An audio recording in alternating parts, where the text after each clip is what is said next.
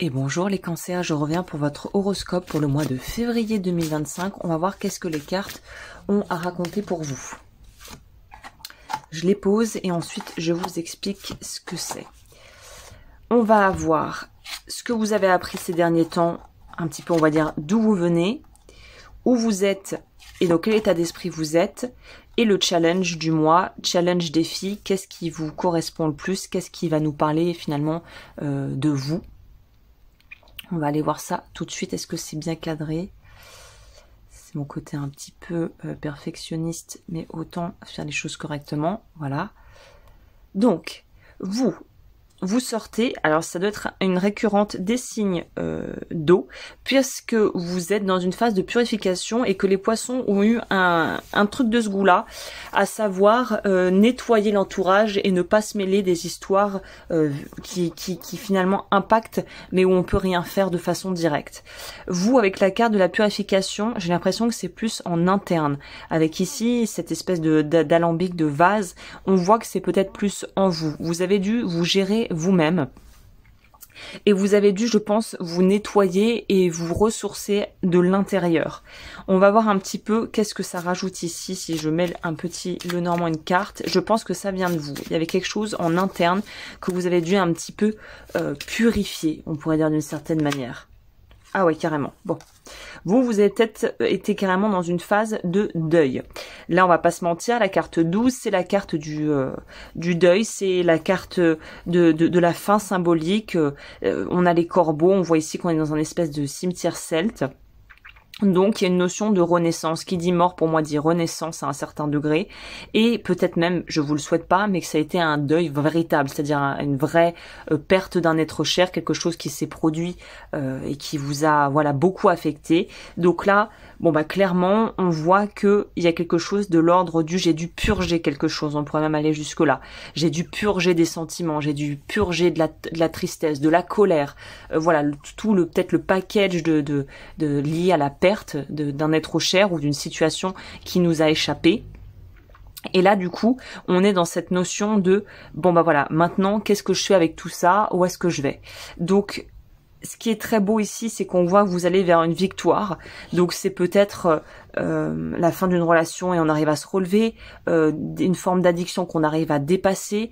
Donc vous êtes dans quelque chose où vous savez d'où vous venez, vous le savez pertinemment et vous êtes prêt à en découdre. Et même si l'idée de se combattre, de combattre quelque chose n'est pas présente, il y a cette idée que je défendrai mon territoire et ce que j'ai durement gagné en fait. Oh là là, purée!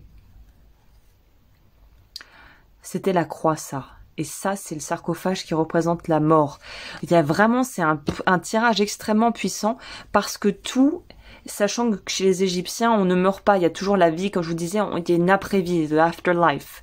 Avec le livre des morts, est-ce que le cœur est plus léger que la plume et tout ça, tout ça. Donc là, on sent qu'il y a une vraie renaissance. Ici, vous êtes prêt à faire un nouveau voyage, vous êtes prêt à vous embarquer dans une nouvelle direction, c'est limpide. Là, c'est évident, on est prêt pour un nouveau chapitre de sa vie, très littéralement. Donc vous êtes dans quelque chose de quand même hyper fort, hyper puissant et je pense aussi hyper transformateur.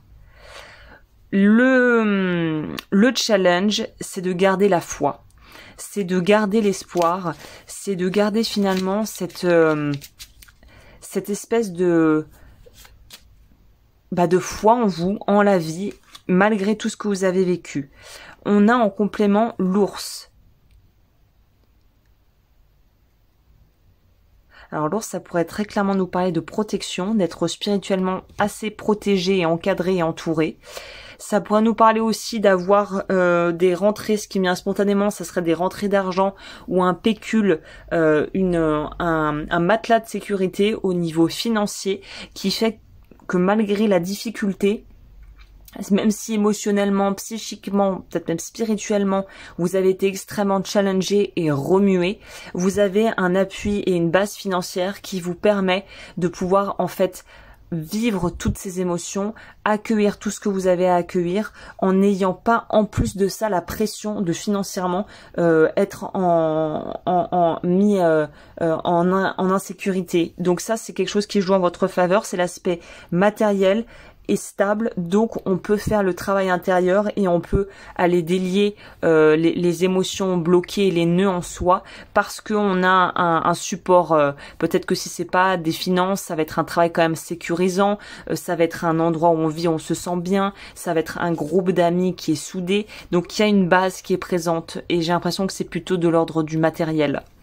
Au niveau de la carte conseil, vous avez loi. Je m'engage envers ce qui compte pour moi afin de nourrir mes désirs. C'est une très belle carte pour clôturer ce tirage parce qu'après tout ce que vous semblez avoir vécu, penser à vous et vous faire du bien et vous faire plaisir, c'est quelque chose qui est non seulement nécessaire mais vraiment recommandé durant cette période, de pouvoir réapprendre à vous écouter, à choisir ce que vous avez envie de faire et à vous laisser aussi être surpris par vos propres envies et aspirations. Voilà.